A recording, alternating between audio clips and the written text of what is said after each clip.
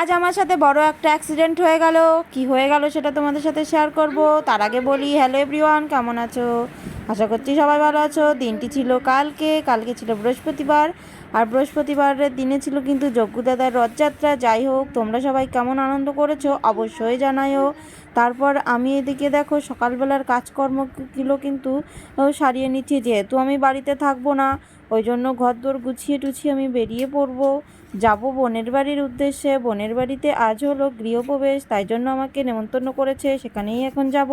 এদিকে কিন্তু বাড়িতে একজন প্রাণী আছে, তার জন্য রান্নাবান্না করে থুয়ে যাব, নাই কিন্তু আমার তুষ্টি উদ্ধার হয়ে যাবে।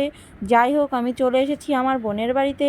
এখানে কিন্তু মা দেখি এই সব সবজিগুলো কাটতে বসে পড়েছে।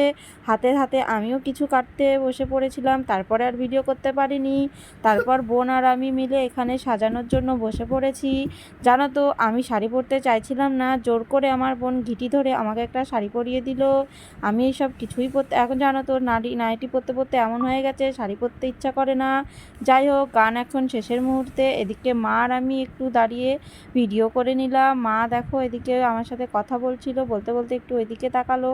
তারপর আমি আর মা একটু ভিডিও করে নিলাম। তোমাদের আমার ভিডিওটা কেমন লাগলো? আশা করছি সবারই ভালো লাগলো। যাই হোক, আমার সাথে কোনো বড় দুর্ঘটনা ঘটেনি। ভিডিওটা লাস্ট পর্যন্ত দেখার জন্য অনেক ধন্যবাদ। Thanks for watching. বা